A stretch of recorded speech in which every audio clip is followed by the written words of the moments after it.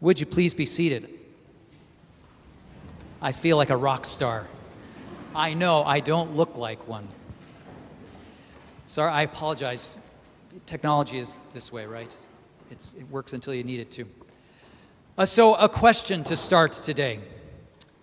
Which is better, minimum or maximum? Who says minimum? Who says maximum? Who says you need more information?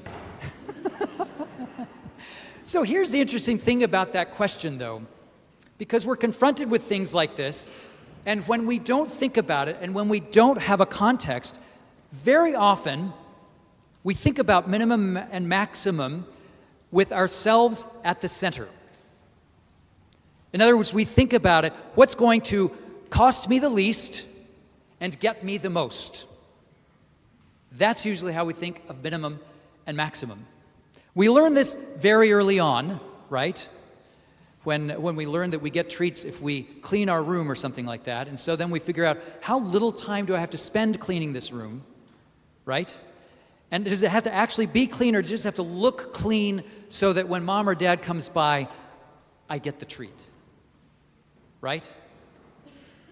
So it's in this context, really, that Peter, honestly, he kind of sounds like a 5-year-old in this question at the beginning of this. To be clear, we do it too. Peter's not extraordinary in this, but he comes up to Jesus and says, okay, Lord, seriously, how many times do I have to put up with this? Whatever it is. Something prompted the question. Someone was annoying him, like the little brother or sister nudging over in the back seat of the car, and you have to say, get back, and here's your line. You all did these things, right? If you had siblings, don't cross that, all these things. So something's happening, and Peter says, how many times do I have to forgive? As many as 7? And let's be honest, 7's excessive, because every time we forgive, we give something, and in forgiveness, we always don't feel like we're getting something in return, especially when whatever it is that we've forgiven happens again. So Peter says, how many times? Seriously, how many times? Certainly not as many as 7. And Jesus says, no. As many as 77 times. In other words, constantly. And Peter reacts probably like you and I would react, saying, I don't think I can do that. And so Jesus tells a story. Now, I want to clarify something about this. When Jesus is talking about forgiving like this with Peter, he's not talking about someone in an abusive relationship being told to go back, forgive and go back again and again to an unsafe place. He's not talking about those kinds of things, right? Just so we're clear about that. So he tells a story about a wildly wealthy ruler of some sort who just has, you know what they're like. Just everything, far more than they would ever need. You know how that is. And one of his ministers, one of his administrators, has a debt. We don't know why, and it doesn't matter. But the debt is sort of in the hundreds of millions of dollars. It is a debt that no ordinary person could ever pay. So when the servant says, oh, promise, give me some time, I promise I'll pay, there's no way that's going to happen. He can't. That's how big that debt is. So the ruler says, anyway, I'm not going to wait for you to repay. It's forgiven. Now again, sadly, we end up oftentimes keeping ourselves at the center of the minimum, maximum kinds of questions, just like the servant did, who then goes out and finds one of his fellow servants who owes him something like $20,000. and says, pay me back right now. Now think about this a second. He was just forgiven hundreds of millions of dollars, an incalculable debt. And someone owes him something that he can't go to the ATM and pull it out. It's more than that, but it's repayable. And the man says exactly what he says to his boss Give me some time, I'll pay you back. And what does he do? He keeps himself at the center of the equation. I want everything that's mine, but I don't want to give anything I don't have to.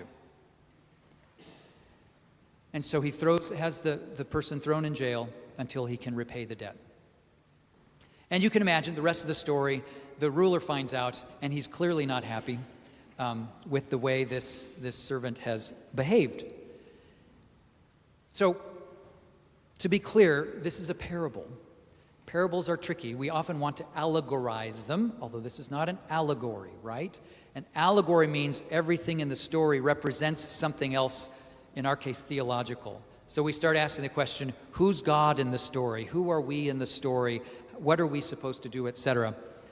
The evangelist gives us a little interpretation at the end, but the parable itself is not an allegory, right? It's giving us a glimpse of how life in the kingdom of God works. And in the kingdom of God, when we talk about which is better, minimum or maximum, we can't put ourselves at the center and get anywhere life-giving. Does that make sense?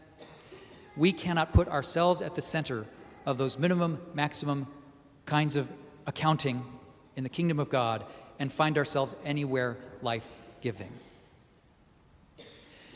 And the reason is that what God gives and forgives is beyond measure.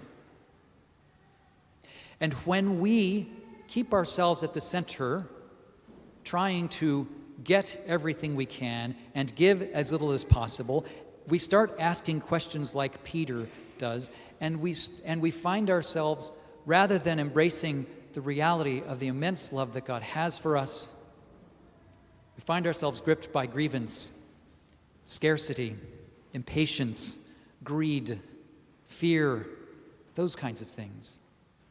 When we're at the center, we get obsessed, and you and I get obsessed with what we don't have and what someone else does. We get obsessed with what we feel like we're owed and not what we already have.